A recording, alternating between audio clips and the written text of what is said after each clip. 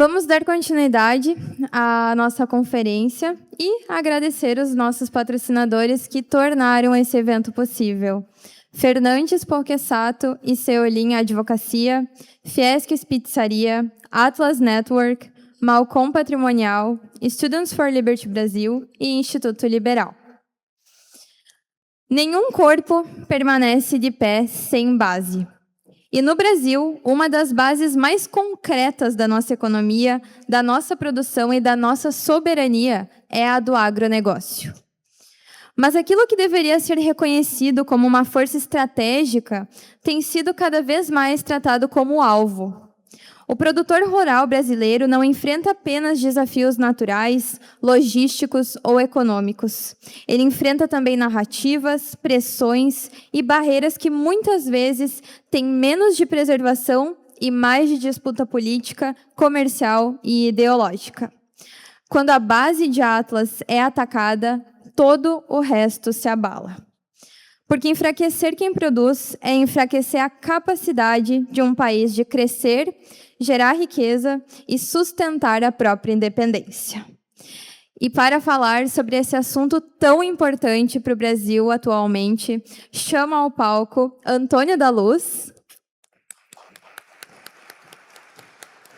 Antônio da Luz é economista, mestre em economia pela URGS e doutor em economia do desenvolvimento pela PUC-RS. É economista-chefe do Sistema Farsul, CEO da Agromoney e integra o grupo de economistas consultados pelo Banco Central para o relatório Focus, com as expectativas para o mercado brasileiro. Foi eleito economista do ano pela Corecon RS em 2017 e recebeu a medalha Assis Brasil em 2019 e o troféu O Semeador em 2024, maior distinção das cooperativas gaúchas. Seja muito bem-vindo, Antônio. E também chamo ao palco, para participar desse debate, Domingos Velho Lopes.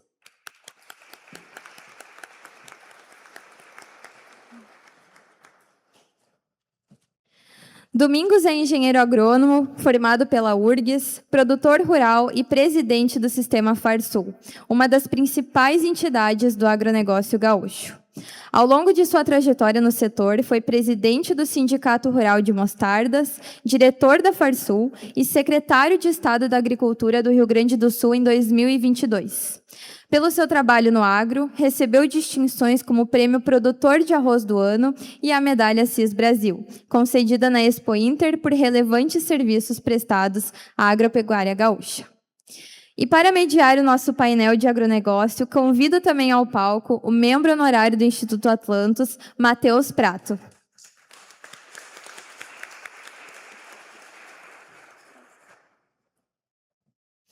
E relembro, assim como no painel anterior, que a partir das 14h30 até as 15 horas teremos também no primeiro andar sessão de autógrafos com o deputado estadual Felipe Camozato para o seu livro Dois Mundos. Boa palestra.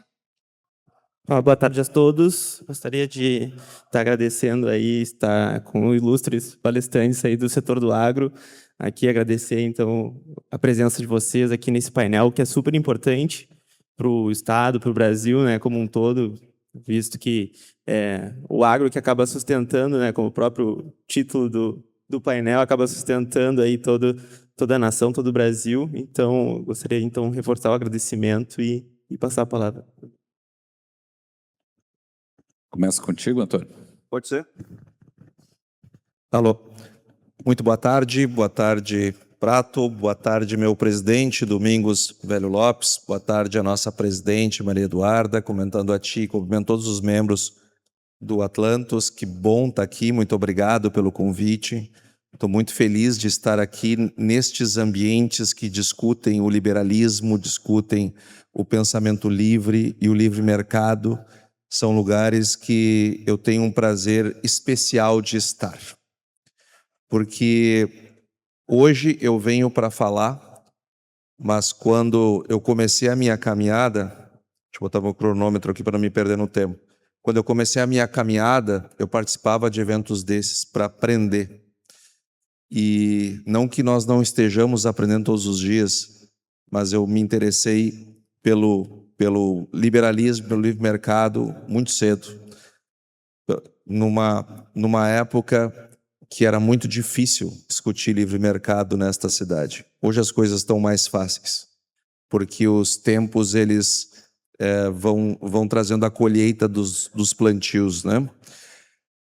Pessoal, eu tenho 20 minutos, então eu vou tentar resumir um pensamento que lá no Instituto Farroupilha, como a gente tinha mais tempo, eu pude mostrar os slides. Mas eu faço questão de depois compartilhar os slides com o Instituto para vocês discutirem. Eu tenho a mais absoluta convicção, e eu não tenho medo nenhum de falar isso, inclusive na frente do meu chefe, o economista da Farsul não tem nenhum problema de dizer que o liberalismo salvou o agro. Nenhum problema. Porque é a mais absoluta realidade. O agro foi salvo pelo liberalismo. E eu vou dizer para vocês em que momentos que isso aconteceu.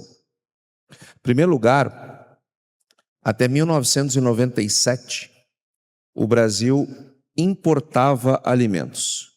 Olha que coisa absurda. O Brasil, com todas as suas características e vantagens comparativas e competitivas, importava comida. Em 1991, este país criou uma companhia que lamentavelmente existe até hoje, drenando recursos públicos e fazendo com que nós, pagadores de impostos, temos que sustentar uma coisa inútil, uma dentre tantas, que é a Companhia Nacional do Abastecimento, CONAB. Companhia Nacional de Abastecimento. Vejam que em 1991, abastecimento era um problema do Brasil. Havia risco de não ter a oferta de alimento. Nós não estamos nem discutindo o preço, estamos discutindo ter ou não ter alimentos para uma população que naquela época tinha cerca de 170 milhões de pessoas. Isso é muito recente. Eu sei que muitos aqui, em 1990, estavam nascendo, mas isso do ponto de vista histórico, isso não é nada, isso foi ontem. Ou seja, até 1997, o Brasil importava comida. E hoje o Brasil é nada mais, nada menos que o maior exportador líquido de alimentos do mundo. Nenhum outro país contribui tanto para a alimentação de outros países do que nós. Para vocês terem uma ideia, de cada 3 pessoas na Terra hoje, aliás, de cada 5 pessoas na Terra, 3 moram em países que precisam importar alimentos para garantir o seu abastecimento. Até 2030, nós calculamos que serão 4 de cada 5. Ou seja, nós estamos ficando com mais pessoas no planeta, pessoas essas com mais renda e, portanto, conseguem consumir mais unitariamente, morando em países importadores de alimentos.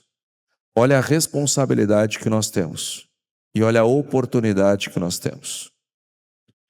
Só que o Brasil era um desses importadores até 1997. A pergunta é: o que a gente fez no passado que fazia com que nós tivéssemos que importar? Bom, esse país teve a cara de pau de pegar café e jogar no mar para acabar com uma crise do café. O Brasil, ele financiava com recursos públicos o agro. O governo pegava o dinheiro dos pagadores de impostos e emprestava para os produtores, com a esperança, em muitos casos, que receberia esse dinheiro de volta. Uma série de programas foram criados e nós seguíamos importando alimentos. Até que, em 1991, as coisas começaram a mudar. O Brasil assinou o acordo do Mercosul e o produto da Argentina e do Uruguai começaram a entrar livremente dentro do nosso mercado. Foi um horror. Foi um horror. Porque eles chegavam aqui muito melhores e mais baratos do que os nossos produtos. E em 1994, em julho, nós começamos a URV. E em 1995, nós passamos a ter uma moeda forte, que trouxe uma realidade. E o presidente da época resolveu criar a âncora verde, aonde nessa âncora verde havia a abertura total e irrestrita para a entrada de alimentos no Brasil. Foi uma quebradeira enorme no setor. Enorme. O governo da época, estamos falando década de 90 em particular, o governo entendia que o governo tinha que se preocupar com a indústria e abandonar o agro à própria sorte. Eu não tenho a menor dúvida que essa foi a melhor política agrícola que o governo já fez. Abandonar o agro à própria sorte. Em compensação, foi a pior política industrial que ele criou. Planejar a indústria. O resultado, vocês estão vendo. O PIB do agro dobra a cada 20 anos. O PIB da indústria dobra a cada 52. O agro, no meio daquela quebradeira, muitos produtores, como o presidente Domingos, sobreviveu. O que os produtores começaram a fazer? Investir. Investir no seu negócio.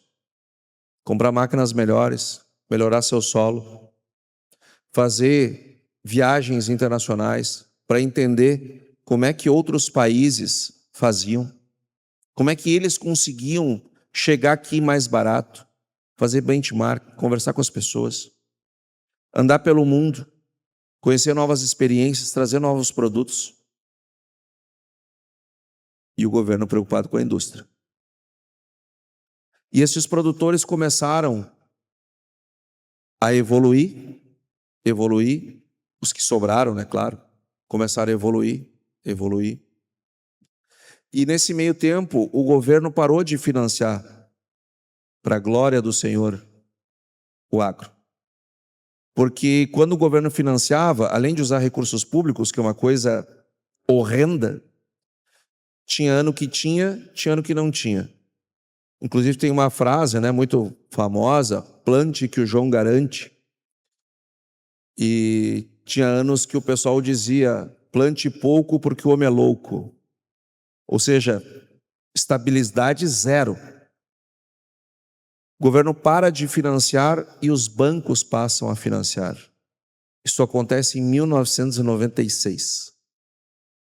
O governo passa não a financiar o agro, mas liberar a caderneta de poupança para ser usada como funding e os depósitos compulsórios sobre os depósitos à vista poderem ser direcionados para o agronegócio.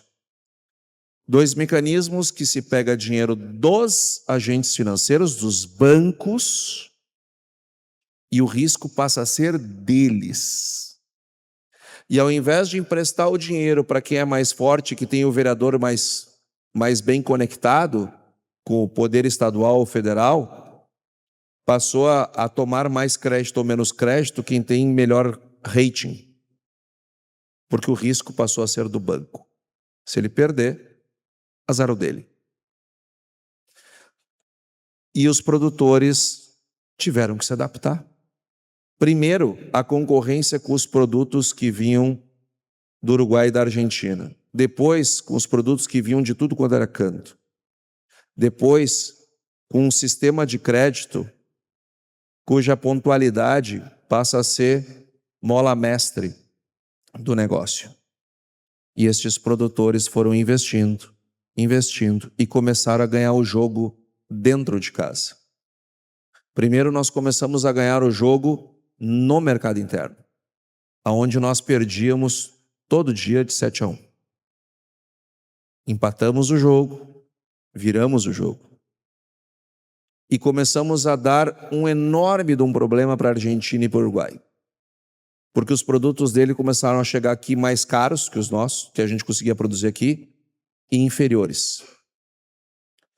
E depois que nós ganhamos em casa, nós começamos a perceber que a gente podia jogar fora e ganhar também. Nesse meio tempo, o governo começou a elevar os impostos de importação para proteger a indústria nascente.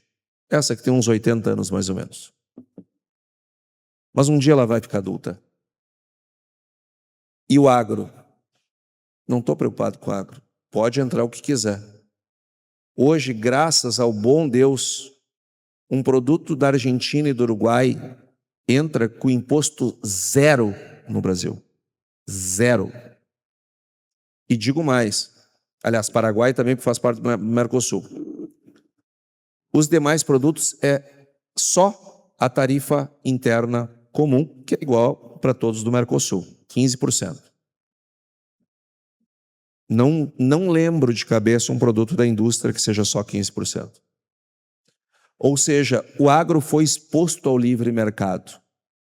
E num primeiro momento foi muito difícil. Mas quando ele aprendeu a andar com as próprias pernas, ele começou a crescer, crescer, crescer, crescer. E aí então começou a jogar fora e ganhar fora. No primeiro momento a gente começou a ganhar dos nossos vizinhos lá fora. Depois nós começamos a ganhar dos europeus lá fora. Que aliás, para o pânico deles. E depois nós começamos a ganhar dos Estados Unidos lá fora. Justamente aqueles que nós íamos olhar lá para aprender com eles, nós começamos a ganhar deles. E hoje eu garanto para vocês que os produtores brasileiros continuam indo mundo afora para aprender novas experiências. Mas nós recebemos muito mais estrangeiros, inclusive aqueles que nós íamos visitar, do que nós vamos para ver. Hoje os grandes problemas do agro, eles não estão relacionados a micro. Nós estamos com problemas no macro. Não há agricultura que ature uma taxa de juros de 15%. Aliás, não há atividade econômica que aguente isso. Mas evidentemente que isso é consequência de uma política fiscal absolutamente desequilibrada. Não há como competir globalmente e seguir crescendo nessa batida quando o Estado, que tinha abandonado o agro à própria sorte, começa a olhar para o agro de novo, querendo regular isso, querendo regular aquilo. Tenho certeza que o presidente Domingos vai ter muito mais condições do que eu de falar sobre estes pontos. E aquilo que era absolutamente jogado à própria sorte e desregulamentado, todo governante, quando vê a direção do vento, ele gosta de soltar as suas plumas para todo mundo ver que as plumas estão indo na direção certa. E como o Estado abriu mão de participar, ele começa a entrar numa fase de querer regular. Sobretudo, com uma orientação, ou no mínimo uma inspiração, em regras criadas por aqueles que são nossos concorrentes. Mas o brasileiro tem isso, né? Por exemplo, um europeu, ele dita de lá, e até hoje nós vassalamente, cordeiramente, colonialmente, anotamos. Eles falam, a gente anota. Eles falam, a gente anota. Se um europeu diz que o Brasil é um horror do ponto de vista ambiental no agro, a imprensa, nossa, é um horror mesmo. Ninguém questiona, ninguém fala nada. É como se fôssemos crianças e tivessem os adultos falando. Eu quero dizer, nesses meus 6 minutos que me restam, que hoje a grande política agrícola que existe no Brasil é o Plano Safra, como todos vocês acompanham.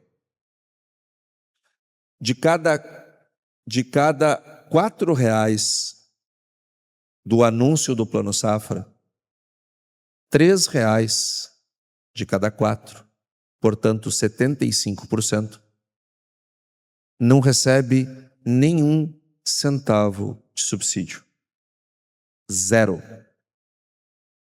O dinheiro já não é do governo desde 1996, mas ele subsidiava o juro até um certo ponto.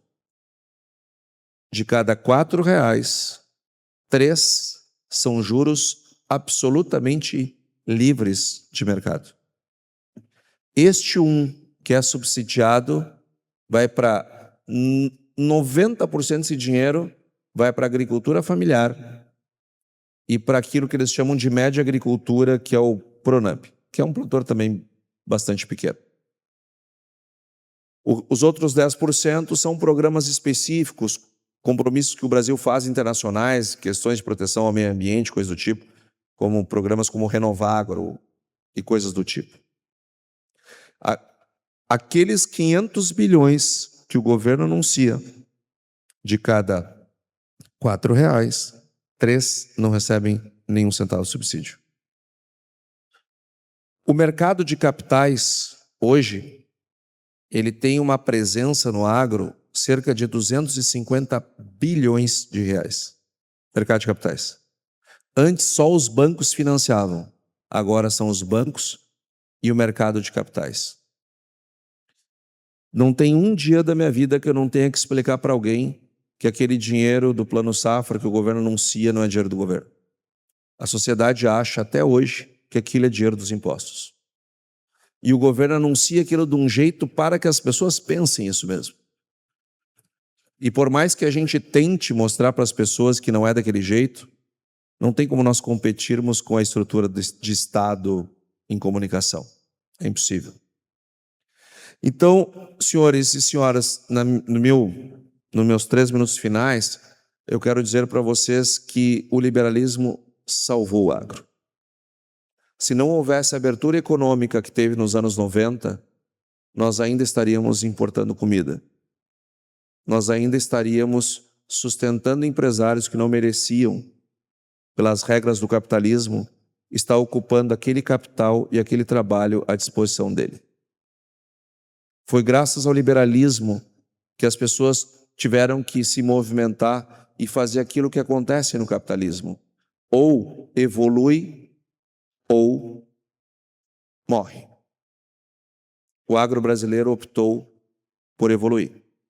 E hoje nós somos o principal fornecedor de alimentos para o mundo. E agora a gente entra numa outra fase.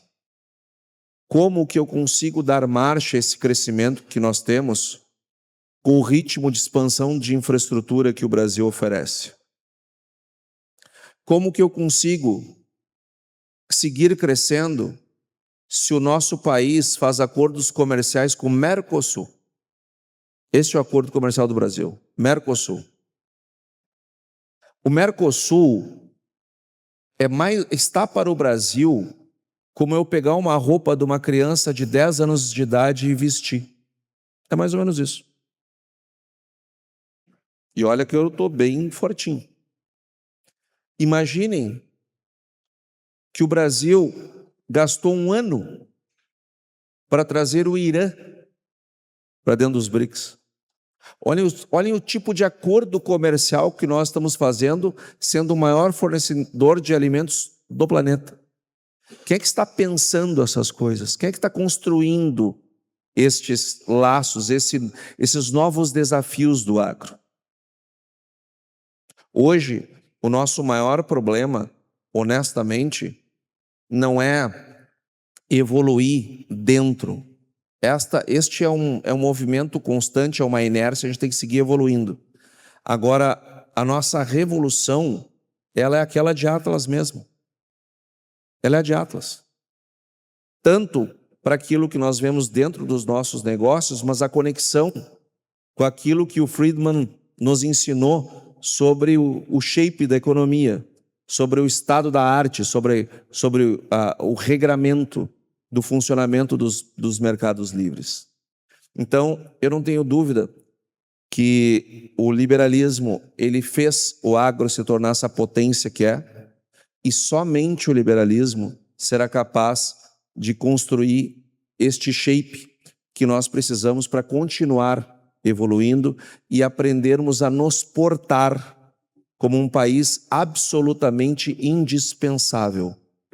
Há 30 anos atrás, se jogassem uma bomba atômica no Brasil, o mundo só ia anotar na próxima Copa do Mundo. Hoje, se jogar uma bomba atômica no Brasil, não vão notar nossa ausência na Copa do Mundo, mas em 15 dias o mundo entra em colapso. Isto é poder. Isto é poder. O mundo não funciona sem os Estados Unidos, vocês gostem deles ou não. O mundo não funciona sem a China, vocês gostem deles ou não. O mundo não funciona sem a Inglaterra, não funciona sem Israel, não funciona sem a Alemanha, não funciona sem o Brasil. Sem esses países, o mundo não funciona como ele é hoje. O Brasil pode sentar numa mesa daqueles países que fazem o mundo ser como ele é. Só que ele senta nessa mesa e não sabe se comportar. Ele não sabe usar os talheres, ele fala besteira, ele não tem o que conversar com os outros. Isso é coisa de país que não sabe o que quer do mundo e de país que não sabe o que quer para o mundo. Nós precisamos construir uma agenda de país grande, de país poderoso, país o qual outros países necessitam, e aprender a se portar com o poder que nós adquirimos. Porque se nós não fizermos isso, eu garanto para vocês que a burocracia, que o Estado, que a tecnocracia vai conseguir vencer ali na frente.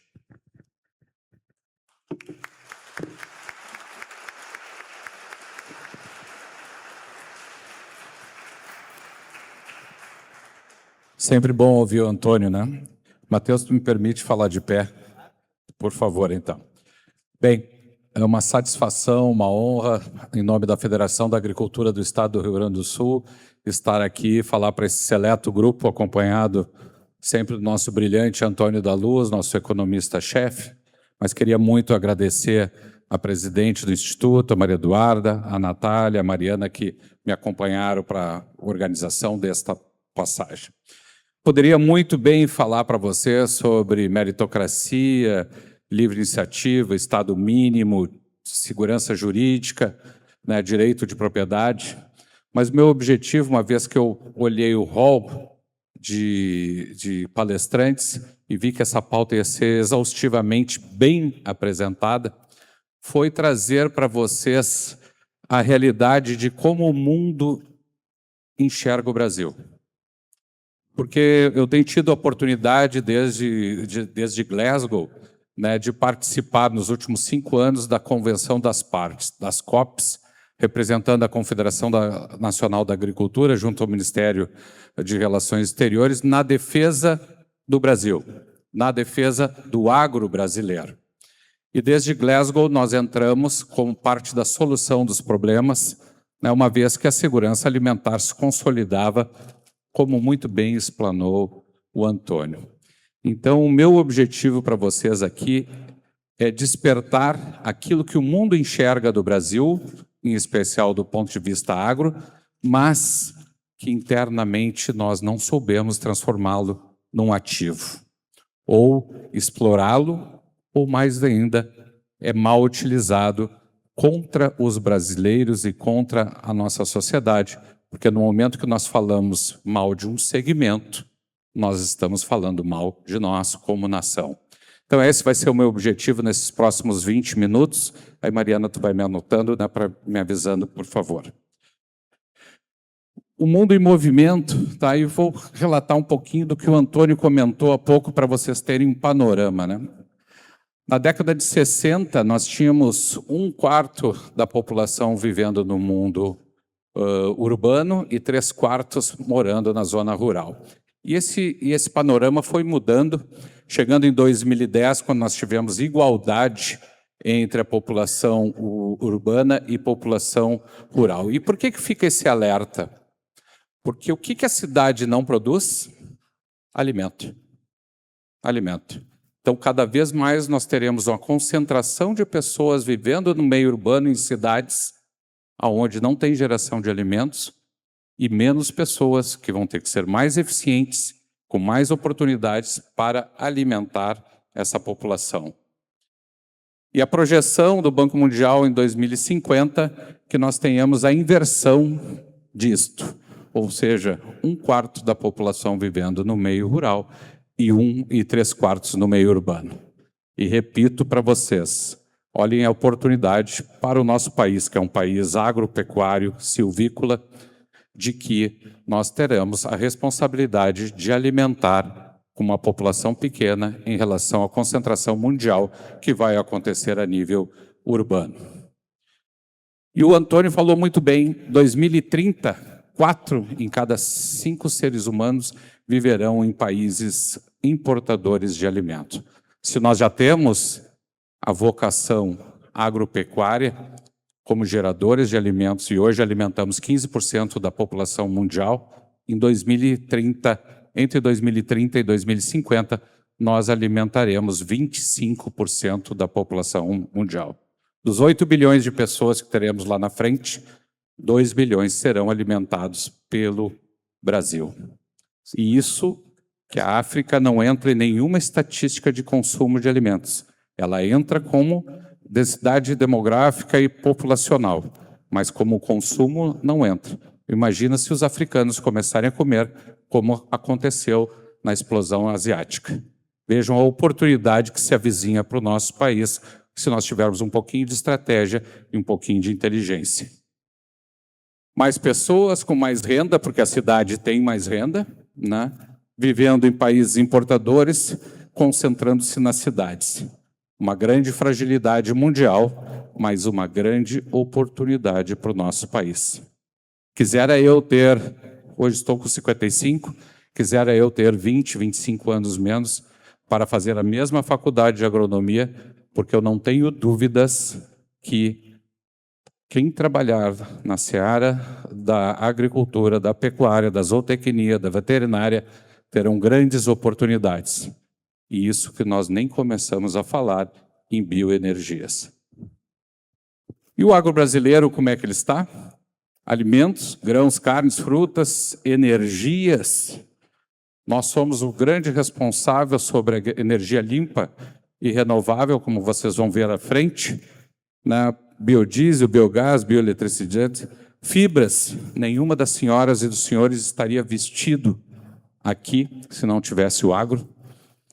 E os produtos especiais. Nós temos 35 cadeias produtivas extremamente bem organizadas e competitivas, que ocupam mais de 180 países importadores desses produtos, aumentando não só a quantidade de produto dentro de cada cadeia, mas aumentando o portfólio de produtos dentro de cada cadeia produtiva. E como muito bem comentou o Antônio, nós somos o maior exportador líquido de alimentos. E olhem ali, dobramos os Estados Unidos, que vem em segundo, que é o grande produtor. Essa é a fragilidade, essa é a posição atual. Imagina quando nós aumentarmos. Hoje produzimos 350, 360 milhões de toneladas de grãos e, segundo a estatística da ONU, deveremos lá em 2040, 2050, chegar perto das 600 milhões de toneladas, sem falar nas fibras, a cana-de-açúcar e a celulose. Quem é que pode aumentar essa produção? Única e exclusivamente o Brasil, em termos percentuais elevados. Os demais países, não. A oportunidade está posta, tomara que nós tenhamos estratégia de explorar esse espaço. E olhem a fonte ali que está atrás do Matheus. Não é a Federação da Agricultura que diz, quem diz é a FAO, que faz as políticas públicas internacionais de segurança alimentar para a ONU. E os importadores, estão ali China, Japão, Coreia, concentrados muito, né, nesses países. E essa aí é a grande revolução. Em 1988 para 2025, nós aumentamos a nossa área produtiva em 90%, entretanto, nós aumentamos em 387% a nossa produtividade e o volume de grãos produzidos. Isto mostra que nós fizemos uma grande revolução, como muito bem comentou o Antônio, a partir de 1997, até lá nós éramos importadores de alimentos, e ali está a poupança agrícola, naquele achurado verde, que mostra a eficiência da pesquisa da extensão rural, mas principalmente da adaptabilidade do produtor rural aliado ao setor agroindustrial que forneceu equipamentos e o comércio. Imagina se nós começarmos a ter a logística eficiente para deslocar todo esse produto que precisamos fazer. E a tecnologia, né? E o que é agora especificamente, depois que nós situamos de forma muito ampla o que é o Brasil, como é que ele está, como é que é a nossa posição e o que o mundo prevê para nós como geradores de alimentos. Mas desde 2017, o Brasil é considerado de segurança alimentar. Isso vocês não veem na grande mídia. Não. Vocês veem que é explorador da mão de obra, escravagista, destruidor da natureza. Por quê? Porque a pauta ambiental e a pauta agrícola, ela é manipulada sob o ponto de vista partidário e ideológico. Ela não trabalha como ciência e tecnologia. Entretanto, o mundo trabalha. E nas COPs, a tão mal faladas COPs, elas têm o grupo de Coronívia, que reconheceu a agricultura como solução da mitigação, adaptação e benefícios mundiais. As COPs são uma grande oportunidade para nós, Brasil. A pauta carbono é uma grande oportunidade para nós, Brasil. É porque nós caímos no conto da mídia aberta, tradicional. E falamos de política quando falamos na agricultura. No momento que nós falarmos de segurança alimentar, ciência e tecnologia, nós somos a grande oportunidade e a questão de segurança. Temos tido a oportunidade de receber ardidos militares, comerciais e embaixadores. E todos, sem exceção, querem negociar e negociam com o Brasil. Nós só é falado mal de nós quando são concorrentes comerciais brasileiros. E isso nós temos que, vocês vão ver à frente, que mudar, fazer um turnover nessa pauta. Depois de Glasgow, nós tivemos em Sharm el-Sheikh, no Egito, em 2022, a salvaguarda da segurança alimentar, acabar e enfrentar as vulnerabilidades do sistema produtivo. Por quê? Porque o Brasil está lá em cima em produtividade. E os demais países não têm a produtividade, a eficiência, a sanidade e a qualidade dos nossos produtos. Então, além de sermos segurança alimentar, nós somos segurança qualitativa. Eu tenho certeza que boa parte das senhoras e senhores que está escutando aqui jamais ouviu essa pauta. Por quê? Porque a pauta agro é manipulada sob o ponto de vista da imprensa. Por isso que é tão importante eventos como este, né? E parabenizo mais uma vez o Instituto nesse sentido de trazer essa pauta tão importante. E a base produtiva é extremamente importante, porque falam que nós somos os grandes emissores de carbono, a pauta agrário, né, enquanto que os demais países é a transição energética do combustível fóssil. Amber Climate, que faz, órgão britânico, faz todas as políticas de transição de combustíveis fósseis a nível internacional, define Brasil é o primeiro lugar em utilização de renováveis no grupo do G20 e longe na frente do segundo do Canadá. E quando falamos de energia limpa, estamos em segundo lugar do competente presidente Macron, porque 92% e o Brasil 91%. E aí nós vamos estudar dentro do Acordo de Paris, Fernanda, minha vereadora, vamos trabalhar dentro do Acordo de Paris e vemos por que isso aconteceu. E não falo com ironia do competente Macron, falo porque eu gostaria que ele fizesse, porque ele conseguiu transformar energia nuclear dentro do Acordo de Paris em energia limpa. Incompetentes nós, competentes eles, de transformar, porque isso é um ativo comercial que dá desconto, que nos fundos de investimentos internacionais, a taxa zero, o fundo perdido, esse primeiro lugar faz diferença. Vejam quão importante é uma boa participação nos eventos internacionais qualificados, levando pessoas que primeiro falam inglês, Segundo, que tenham conhecimento e representatividade. Nós, na pauta carbono, somos classificados como o menor emissor per capita. O Brasil já cumpriu seus NDCs. E isso que não tem nenhuma metodologia de emissão de carbono voltada para o hemisfério sul. Todas elas são do hemisfério norte, clima temperado, sombreado, com 2 meses de neve. Nós é tropical ou subtropical, com fotossíntese o ano todo. Estarei pessoalmente em Bonn, no meio do ano, fazendo a primeira métrica sobre a metodologia de emissão de carbono da pecuária em campo nativo, em campo com pasto exótico, para termos pela primeira vez uma metodologia com reconhecimento internacional pela ONU do Hemisfério Sul. E eu não tenho dúvidas, a pesquisa que nós estamos acompanhando junto à Embrapa, nós teremos 20% a menos de emissão do que qualquer programa de pecuária do Hemisfério Norte. Temos que trabalhar ciência e tecnologia e valorizar essas boas informações, em especial da pesquisa. Agricultura de baixo carbono, que parece um nome tão feio, né, ou tão difícil, o Brasil é preconizado pela FAO e pela ONU como modelo internacional de agricultura, pecuária e silvicultura a ser seguido no mundo. Tenho certeza que as senhoras e os senhores também, muito pouco, ouviram isso. Recuperação de pastagem degradada nada mais é do que a introdução de forrageiras exóticas que nós fazemos todos os dias nas propriedades, seja da agricultura familiar, permeando os médios, chegando na empresarial. Plantio direto nasceu neste estado e no Paraná como modelo internacional de utilização e permeabilidade e análise de perfil de solo.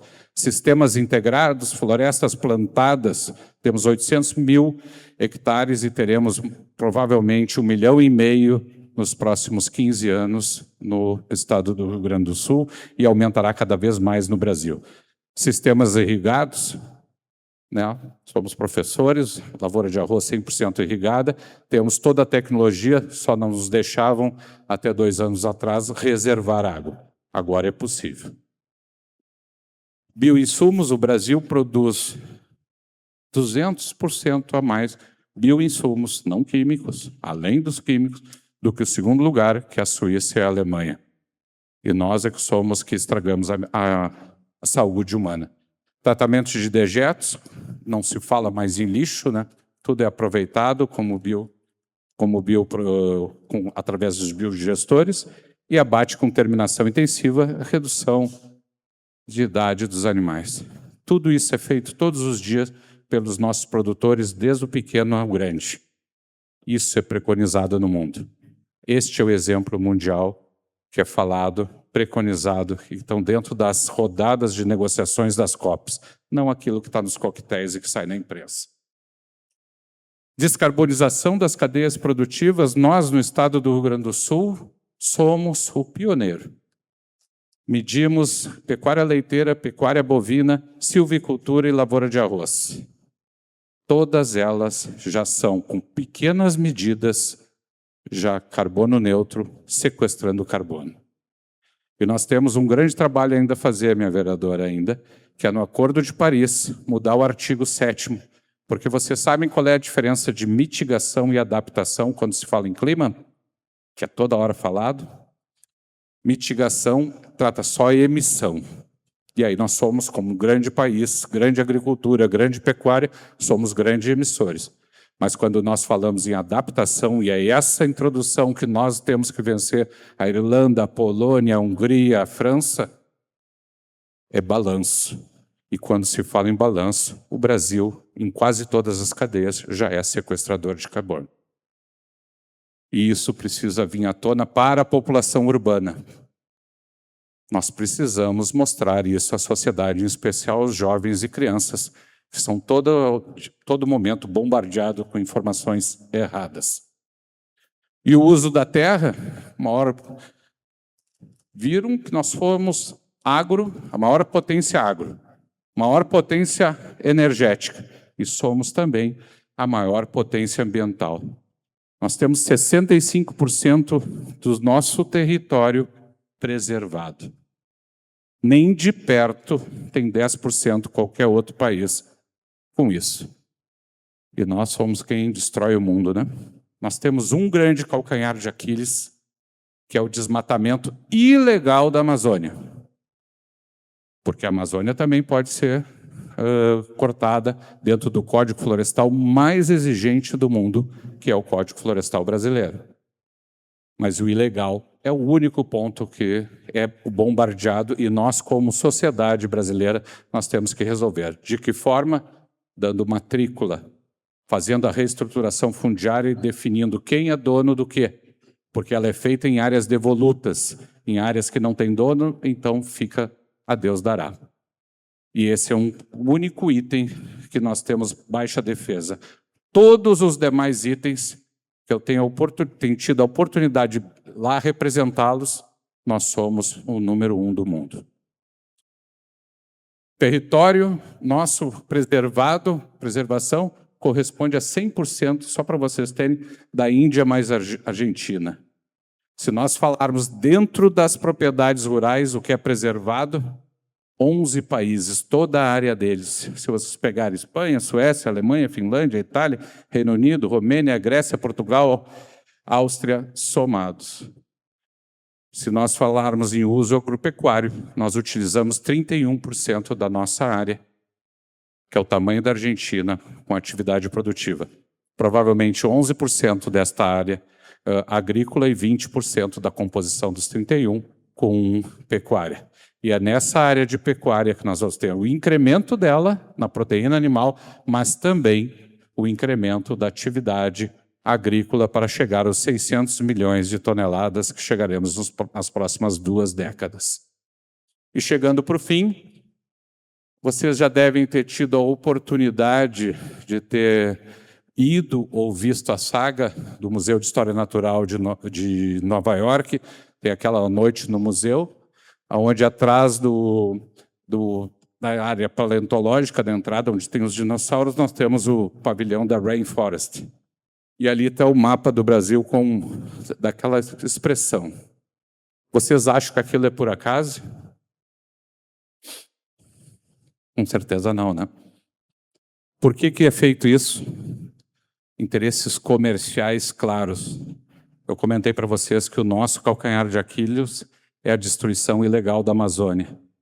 E eles querem fazer o mundo pensar, porque lá passam todos os dias milhares de jovens e crianças de todo o mundo, que o Brasil é a Amazônia e que sim, este problema que nós temos do desmatamento repetindo ilegal é essa expressão. Enquanto que de nada é isso.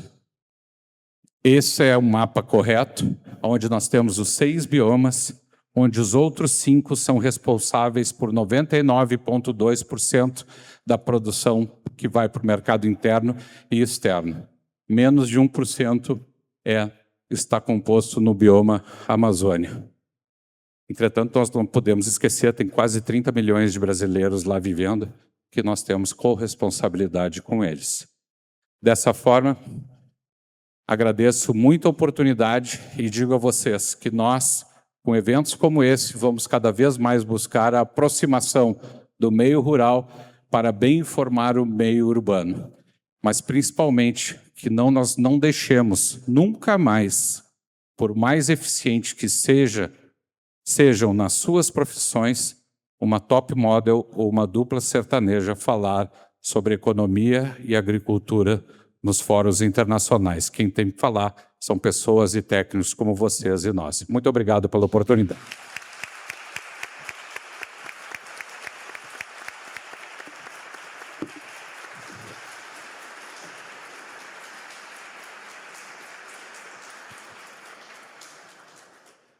Bom, agradecer de novo a exposição dos nossos ilustres palestrantes. Eu vou fazer como o Gustavo do painel anterior e vou utilizar a prerrogativa do mediador para fazer uma pergunta. Na verdade, teria duas, uma mais micro e uma um pouco mais macro. Em relação à parte mais micro da pergunta, a questão das sucessivas quebras de safra pelas questões climáticas e etc. Se a opinião de vocês, qual a visão em relação à questão das legislações ambientais que acabam dificultando do produtor rural, que essa é uma das principais queixas, de não poder reservar água nos períodos que há maior períodos de chuvas para poder utilizar nesses momentos dos períodos de safra em que há sucessivas quebras, né, de safra por conta da estiagem. O presidente Domingos ele teve um papel muito importante, sobretudo nesses últimos anos, para mudar a legislação que nos amarrava. Então, acho ninguém melhor que ele para tratar desse tema. Excelente a tua pergunta, Matheus. De fato, o nosso maior problema... Tivemos as duas grandes enchentes de 23 e a catástrofe de 24. Extremamente importante, né, e maléfica sob o ponto de vista de vidas e destruição da onde era o curso das águas. Mas, sob o ponto de vista econômico, as 5 estiagens que nós tivemos nos últimos 6 anos foram muito piores. Nós perdemos perto de 45, 47 milhões de toneladas de grãos, que representam meio PIB de um ano brasileiro. Isso representaria em tributos muito mais do que nós estamos deixando de pagar da dívida do Estado do Rio Grande do Sul, agora com o Fundo de Reconstrução. E, de fato, a maior dificuldade eram os entraves ambientais para reservação de água e licenciamento de irrigação. Mas nós fizemos um trabalho muito forte de alinhamento e conseguimos equiparar, e aqui temos que agradecer à Assembleia Legislativa do Estado do Rio Grande do Sul, teve a sensibilidade, que conseguiram equiparar e tornar a atividade de irrigação no Estado do Rio Grande do Sul de interesse social ou utilidade pública. Dessa forma, nós alinhamos a legislação federal, que não permitia reservação para irrigação se não fosse de interesse social ou utilidade pública. A Assembleia cumpriu a sua função. Hoje também a Assembleia tirou a cobrança pelo uso da água, não pela disponibilidade, mas pelo uso da água, também criando essa possibilidade. E nós, sociedade civil, dentro do Conselho Estadual do Meio Ambiente, conseguimos tirar e simplificar, sem perder nenhum centímetro do rigor ambiental, mas tiramos o licenciamento sobre equipamentos e simplificamos a metodologia tanto de representação da outorga pelo uso da água, que é uma legislação federal, como a utilização da área a ser irrigada. Desta forma, hoje, o Estado do Rio Grande do Sul pode, sim, tecnicamente adequado e alinhado com a legislação ambiental nacional do nosso Código Florestal de 2012, reservar água e licenciar. O que nos falta hoje é dinheiro. O setor produtivo, como vocês bem sabem, por não ter tido produto, nós não tivemos colheita da cultura do milho, da soja, que são 6 milhões e 800 mil hectares no estado do Rio Grande do Sul. O milho são 850 mil hectares. Dessas 6 safras, 5 foram frustradas. Então, o produtor hoje, por mais vontade que ele tenha e saiba que ele precisa ter água para que toda a expressão genética de uma planta ou de um animal possa se desenvolver, hoje ele está descapitalizado. Por isso que vocês têm observado toda essa dificuldade a nível de interior e que está chegando nas capitais. O comércio, a indústria, os serviços estão enfrentando grandes dificuldades porque o agro paralisou no estado do Rio Grande do Sul. Por isso que vocês têm observado esta forte atuação na busca não do perdão, mas sim do alongamento de dívida para botar esses mais de 300 mil famílias novamente com possibilidade de buscar crédito para gerar alimentos. Essa é a grande dificuldade que nós temos, Matheus. Mas os entraves ambientais estão indo muito bem. O que nós temos, sim, é a ideologia dentro da independência funcional de certos procuradores ou promotores dentro do Ministério Público Federal e estadual que travam o desenvolvimento do Estado do Rio Grande do Sul. Haja vista esse absurdo que vocês devem estar observando no licenciamento do maior investimento, que é da CMPC, né? A vontade de um procurador federal que vai contra o que a FUNAI diz, Eu estive em Brasília acompanhando a defesa, porque acompanhei e fui levar o lado agrícola dessa parte. A FUNAI diz que pode e está correto todo o trabalho de mitigação feito pela CMPC. Um procurador federal acha que não e põe em risco todo um investimento de 27 bilhões de reais no estado do Rio Grande do Sul, o maior investimento da nossa história. E se tem alguém que tem responsabilidade social, ambiental, econômica, é esta empresa que nos honra estar explorando o estado do Rio Grande do Sul. Mais uma vez, milhões de gaúchos ficam à mercê da vontade de um. Esta questão da independência funcional dos órgãos de controle precisa ser revista no nosso país. Aproveitar já agradecer a resposta, Domingos, e aproveitar já emendar então na segunda pergunta, um pouco mais macro, se já há na questão até que o Antônio da Luz comentou da questão do Brasil não sabia usar esse soft power, né, em termos de política de comércio internacional, se já há um estudo dos impactos tanto econômicos quanto políticos do Brasil com esse avanço do acordo da União Europeia e do Mercosul? Sim, a gente fez mais de um estudo, inclusive. Toda a zona de livre comércio, ela se mostra, todas as experiências que foram feitas de livre comércio se mostraram vencedoras ao longo do tempo. No início é duro. No início nem todos são beneficiados, mas no longo prazo todos são beneficiados de maneira direta ou indireta, porque se permite que se façam as escolhas a partir das vantagens comparativas. Tem um professor que explicava isso da melhor maneira que eu conheço. Ele explicava vantagens comparativas dizendo que são dois irmãos, um arruma os brinquedos muito rápido e o outro arruma as camas muito rápido. E a mãe dizia, vocês só vão brincar depois que arrumarem os brinquedos e a cama. Se cada um arrumar a sua cama e seus brinquedos, eles demoravam mais. Agora, se um arrumar o que é melhor em brinquedos e o que é melhor em cama, os dois vão brincar mais cedo. Ou seja, nós temos vantagens muito grandes do livre mercado. Agora, então, nós vemos vantagens em fazer esse acordo com a União Europeia, não há dúvida. Só que, veja, nós fechamos o acordo pelos representantes dos parlamentos e não pelos parlamentos. Tem que ser aprovados nos parlamentos. Nesse meio do caminho, foi montada uma comissão de diplomatas para fazer o acordo, que supostamente tem o aval dos seus países. O que nós observamos depois da aprovação? A União Europeia mudando questões centrais da regra do jogo. Então, eu acho que nós temos que fazer o acordo de livre comércio, mas nós temos que fazer um acordo de livre comércio mesmo, que nos interesse também. Parece que a gente só quer fazer o acordo para dizer que fez o acordo, enquanto a União Europeia ela quer fazer o acordo para ter poder.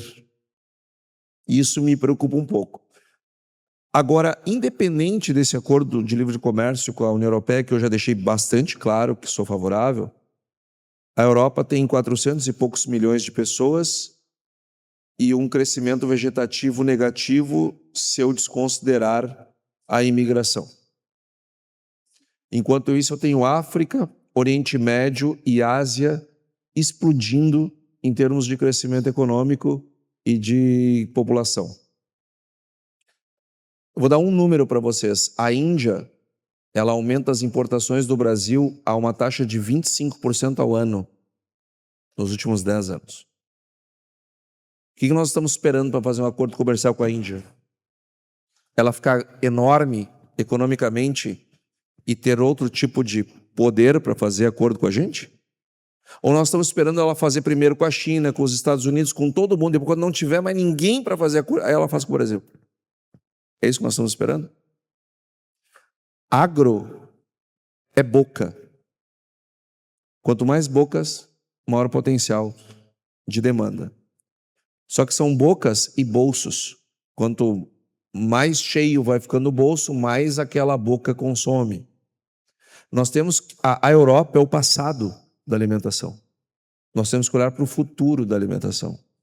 E temos sim que fazer esse acordo de livre comércio com a União Europeia, se ele for realmente de livre comércio. Agora, não podemos ficar só nisso. E se a União Europeia não quer fazer acordo conosco, porque a gente parece que implora para fazer um acordo com a União Europeia, o que nos prende de fazer acordos com outros? Então, são esses pensamentos estratégicos que estão muito além das porteiras que nos preocupam. Só que, como é que eu explico uma situação dessas para os presidenciáveis que vão nos visitar na Farsul, se as pessoas, ou mesmo a elite intelectual da nossa sociedade, que aqui está muito bem composta, não tem clareza desses entendimentos? Como é que eu quero que o político entenda uma coisa que a própria sociedade não entende? A sociedade precisa entender que o agro não é uma coisa do fazendeiro. O agro é uma coisa da sociedade brasileira. O que nós fizemos aqui é uma conquista da sociedade. Nós jamais teríamos virado o jogo da alimentação sem os outros segmentos econômicos, sem a indústria de alimentos, sem a indústria de fertilizantes, sem a indústria de máquinas, sem os serviços, sem as universidades, sem a pesquisa. Ou seja, o que nós fizemos foi uma vitória do povo brasileiro, da sociedade brasileira. O agro é o que nós brasileiros conseguimos fazer de melhor, seja no campo, seja na cidade. Logo, quem tem que pensar estrategicamente não são os políticos, somos nós. Mas aí eu volto para aquele princípio. Nós nunca lideramos nada. Nós nunca fomos relevantes em nada além de futebol. Nós estamos aprendendo a ser. Só que hoje as coisas acontecem num ritmo mais rápido e nós não podemos mais perder tempo. E, Matheus, se tu me permitires, eu quero deixar 2 alertas, porque esse é um seleto grupo de liberais, de cabeças pensantes, que estão aqui em todos os seus segmentos. Fiquem atentos à questão dos biocombustíveis. Vocês sabem qual é o combustível mais consumido no mundo? O bunker oil, que é utilizado na navegação. Depois é o SAF, que é o da aviação. Depois o terrestre. Vocês sabem qual é o blend no bunker e no SAF? Menos de 1% de biocombustível e 99% de combustível fóssil. Os acordos internacionais para 2035 a 2045 apontam um blend de no mínimo 30%, podendo chegar na navegação a 60%. Olhem a oportunidade que o Brasil vai ter. E eu tenho absoluta certeza, se isso acontecer, e já está acontecendo esses acordos internacionais para menos dependência do combustível fóssil, já visto o que aconteceu com o barril de petróleo, com o problema de Hormuz agora, nós estaremos produzindo, sem ferir o fornecimento dos 25% da população mundial, que eu comentei a vocês que nós estaríamos alimentando, nós estaríamos produzindo alimentos ou grãos e oleaginosas, cereais e oleaginosas, fibras, mais para biocombustível, ou seja, o biodiesel ou o etanol, quando for cereais, do que para a própria alimentação nas propriedades rurais, repetindo, desde a agricultura familiar até a agricultura empresarial. E fiquem atentos a 2 itens também, que é esta guerra do Irã. Todo mundo, de uma análise muito simplista que nós observamos, algumas pessoas comentando, o Irã não é importante porque é 1% das nossas importações ou exportações. O hub de fertilizantes, ou seja, comida das plantas, é em Omã. O principal fornecedor de Omã é o Irã. E Omã está perto de 20% dos nitrogenados ofertados para nós, que é o item mais consumido como alimento das plantas. Vai ser gravíssimo o problema para nós, se essa guerra permanecer e os preços dos fertilizantes se manterem. Sem falar que nós estamos com toda uma desorganização das duas proteínas animais mais vendidas no Oriente Médio por nós, que é a de avicultura e também de suínos, principalmente avicultura, que nós não estamos conseguindo lá passar.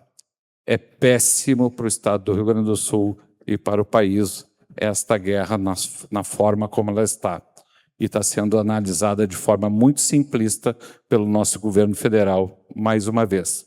Espero que tenham discernimento, estratégia e inteligência para reavaliar todo o problema que se avizinha para o Brasil.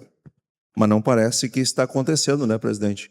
Porque, vejam, o Brasil ele fez um esforço gigantesco para trazer o Irã para os BRICS, que é uma coisa absurda. Um regime daqueles, a gente ser parceiro dentro de um bloco com visões de república e de completamente distintos. Mas nós trouxemos o Irã. E pagamos o pênalti de trazer o Irã. A China foi lá falar com o Irã, liberou os navios passar em Hormuz petróleo. A França conseguiu liberar a passagem de Hormuz para a França. O Brasil não conseguiu liberar ainda. Como é que nós vamos plantar a safra 27 sem fertilizantes e sem combustível? Se fomos nós que trouxemos o Irã para o BRICS, o que falta para o governo federal tomar uma atitude lá, falar com o Irã e liberar os navios que vêm para o Brasil também? Ou seja, é muito carnaval, é muita escola de samba, é muita eleição e pouca estratégia, pouco entendimento do nosso tamanho, da nossa importância e da consequência das coisas, tanto para nós quanto para o próprio planeta. Por isso que nós precisamos escolher lideranças que consigam enxergar o além do outubro, o além das eleições, o além das reeleições, o além do aqui dentro, e que entendam que o agro, de novo, ele não é a agricultura. O agro é um complexo que começa na agricultura, passa por indústria, passa por serviços, que é a sociedade inteira. Nós podemos dar vários exemplos. Vou dar o Eduardo, que trabalha, meu colega lá na Agromani, uma empresa lá na Carlos Gomes, que não tem razão de existir se não for os agricultores. Mas é lá na Carlos Gomes. E aqui alguém, colega de vocês. Ou seja, eu mesmo, eu não sou produtor rural. Eu não sou produtor rural. Eu sou filho de, mas eu não sou. Eu não tenho talão de produtor, não tenho nem a pretensão de ter. Não sou produtor. Eu não uso botas, eu uso calçados e geralmente os meus sapatos estão desse jeito que vocês estão vendo. E eu me sinto parte do agro. O agro, se não fosse o agro, não seria quem eu sou e não pagaria as minhas contas como eu pago. E eu acho que sou importante para o agro, senão o Domingos não assinava o cheque todo final de mês para me pagar meu salário. Eu moro na cidade, eu moro em Porto Alegre. Ou seja, o agro não é só a fazenda. Todos nós, de maneira direta ou indireta, participamos desse movimento. Por isso que nós temos que entender que isso não é coisa deles, isso é coisa nossa, de nós brasileiros. E enquanto nós não internalizarmos na nossa cabeça que o agro não são eles, o agro somos nós não vamos conseguir criar lideranças capazes de enxergar o que outros países enxergam como óbvio. Para nós aqui é absolutamente genial. Domingos, Antônio, o nosso painel está excelente, dá para ver pelo público aí que está lotado o auditório. A gente, inclusive, teria mais 5 perguntas da plateia, só que nosso tempo está estourado. Daí não sei se o pessoal da plateia que fez as perguntas e se os palestrantes tiverem disponibilidade também para tirar as dúvidas ali no off também. Então, agradecer aí mais uma vez as palestras de vocês. Acho que foi um painel excelente para todo mundo e conhecer um pouco mais do agro, né, em especial quem talvez esteja tendo uns primeiros contatos aí. E, enfim, agradecer o Atlantis também mais uma vez pelo convite dos excelentes palestrantes, por esse excelente painel e, enfim, uma salva de palmas aí para os palestrantes.